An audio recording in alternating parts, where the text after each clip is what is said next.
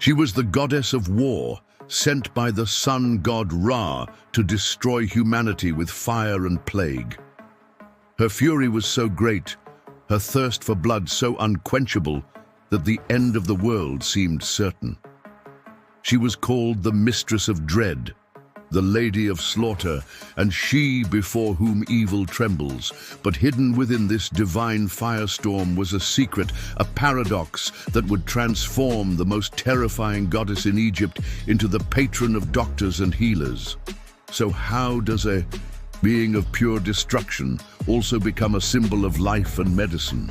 The answer is buried in the 10 secrets of Sekhmet, the fierce, lion-headed goddess of ancient Egypt, the secret of her fiery birth. It all started when the gods still walked the earth.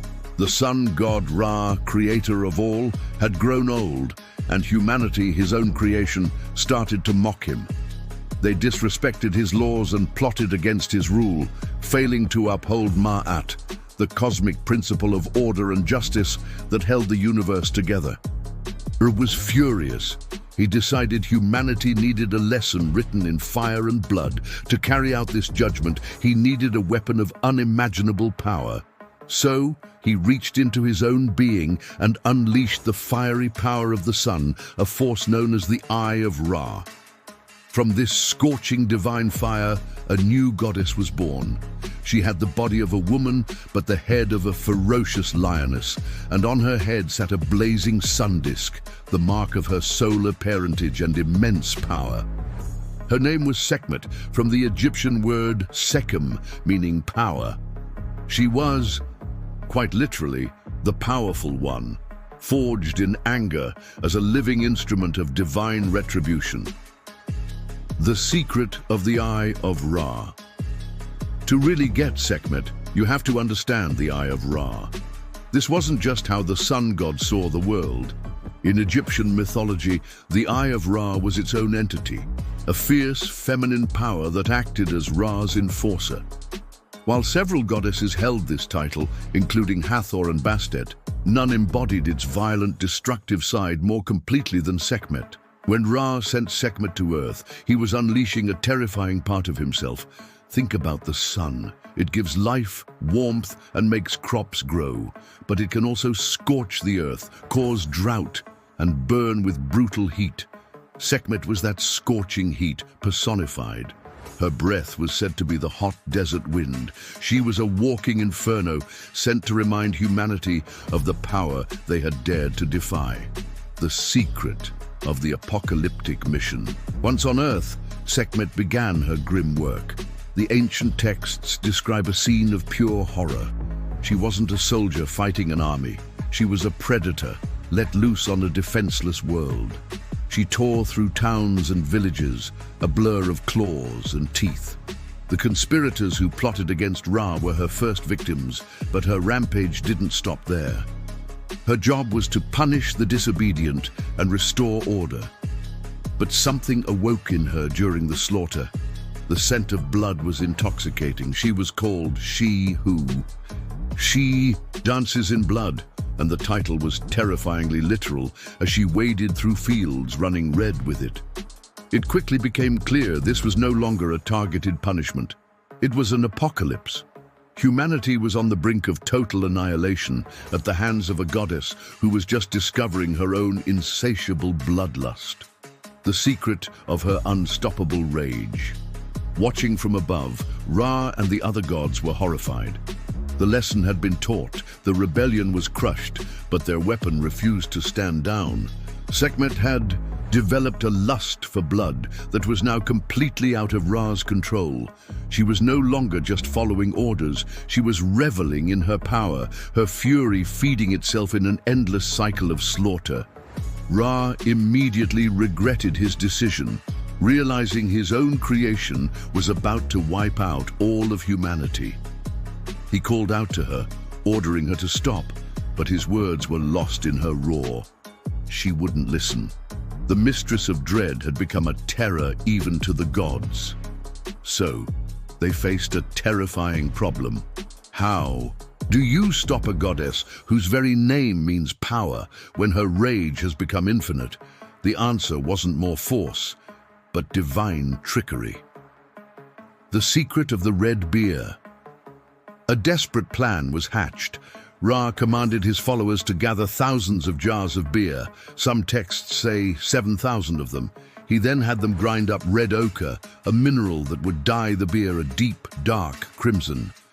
Under the cover of night, while Sekhmet slept, the gods poured this red-dyed beer across the fields, where she had caused so much carnage. When Sekhmet awoke, her thirst for blood was raging. She scanned the horizon for new victims and saw the fields, which looked like they were flooded with a giant pool of blood. Thinking it was from those she had slain, she descended and began to drink. She drank it all. The effect was immediate. The potent beer coursed through her, and the fearsome goddess became so drunk that her rage simply vanished. Her bloodlust was quenched, not by violence, but by alcohol. She fell into a deep slumber that lasted 3 days. When she finally woke up, the wrathful destroyer was gone. Humanity was saved by the world's first and worst hangover. This event was so important that ancient Egyptians celebrated it with an annual festival of intoxication, where they drank and danced to soothe the goddess's wild side.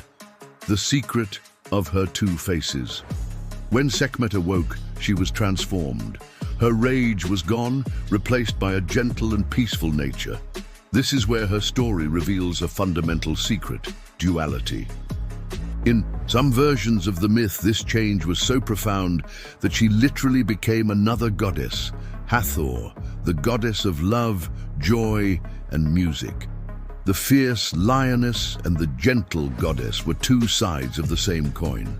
This duality is key to understanding her. She is often linked with the cat goddess Bastet, too, where Sekhmet is the ferocious lioness of Upper Egypt. Bastet is the calm, domestic cat of Lower Egypt. Think of it like a Jekyll and Hyde dynamic. Bastet is the protective, gentle side, but when provoked, she can transform into the destructive Sekhmet. These goddesses represent a full spectrum of the divine feminine, from untamed power to nurturing care. Sekhmet's rage, while terrifying, isn't her only form. It's just one extreme aspect of a much more complex being. The secret of the healer's touch. Her transformation leads to her most shocking secret: how the Lady of Slaughter became the Lady of Life. The ancient Egyptians understood a profound connection. The one who has the power to cause a plague is also the one with the power to end it. Having unleashed the ultimate catastrophe on humanity, Sekhmet, once pacified, was seen as the ultimate protector against it. Her ferocious power wasn't gone, it was redirected. This is how Sekhmet became the patron goddess of doctors and healers. Her priests were some of the most skilled physicians in the ancient world. Her temples weren't just for worship, they were also centers of medical practice, ancient hospitals where prayers were recited to invoke her healing power. Because she had brought destruction, she had a unique understanding of the human body, making her the one to turn to for cures. Appeasing her was the difference between life and death. The secret of the arrows of pestilence. Even as a goddess of healing, her destructive potential never really went away. It remained a part of her, a constant threat that kept the people of Egypt in a state of fearful respect. One of Sekhmet's darkest secrets is her role as the Lady of Pestilence. It was believed she commanded a host of demons known as the Arrows of Sekhmet, personifications of plague and disease that she could unleash at any time. Her breath wasn't just the hot desert wind. It was thought to carry sickness. This made appeasing her a matter of national security. Daily rituals were performed across Egypt to keep her calm and stop her from sending out her messengers of death. Worshipping Sekhmet was a delicate balancing act, trying to win her favor as a healer while desperately avoiding her wrath as a destroyer. The secret of the pharaoh's guardian. Sekhmet's power wasn't just mythological, it was also deeply political. One of her most important roles was as the personal protector of the pharaoh. Egyptian kings revered her. as a symbol of their own power and a guardian of their reign. The pharaoh's rage against his enemies was often compared to Sekhmet's own fury. In times of war, pharaohs would invoke Sekhmet to lead their armies. Great rulers like Ramesses II depicted her riding into battle with them, her fiery breath consuming their enemies. Pharaohs often referred to themselves as her son, creating a powerful statement of their divine right to rule. This symbolic relationship framed the king as the heir of the powerful one, making his strength in battle divinely guaranteed. She wasn't just a goddess of Egypt, she was the guardian of its king. The secret of the 700 statues.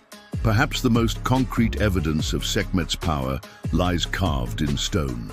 At the mortuary temple of one of Egypt's greatest pharaohs, Amenhotep III, archaeologists made an incredible discovery: hundreds of larger-than-life statues of Sekhmet.